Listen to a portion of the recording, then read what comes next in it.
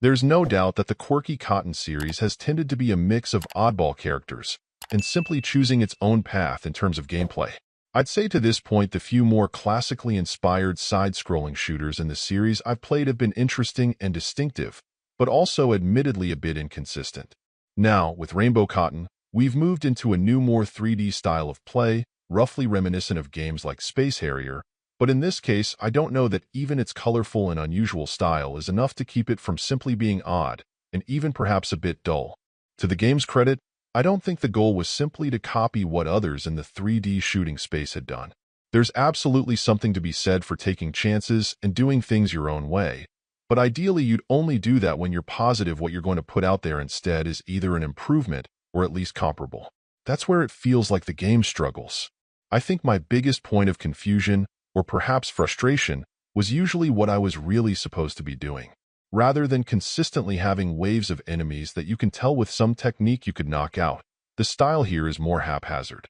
Most of the time you're being inundated with loads of enemies on screen, which I suppose could be considered challenging in some way, but for me it just read as there being a general lack of a cohesive plan for success.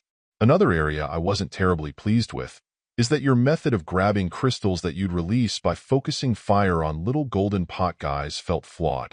The crystals are a holdover from the side-scrolling games, so they're clearly important, but with just about anything you try to grab in the 3D space you're flying through, I found their depth and distance from the screen a challenge to judge. The fact that your on-rails path through some areas could have turns in them didn't help much either. I do think that when you'd encounter bosses the game improved a bit, mainly because with your having a clear focus the game simply would make more traditional sense.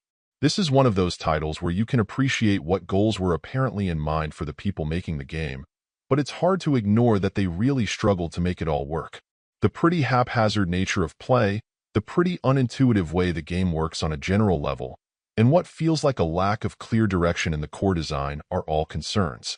Sure, people who enjoy the offbeat style of the Cotton series may be able to overlook the issues and have some fun, but this just feels like an attempt that didn't pan out.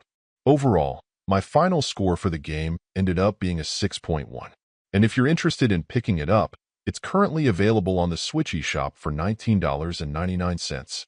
Thank you for taking the time to listen to this review.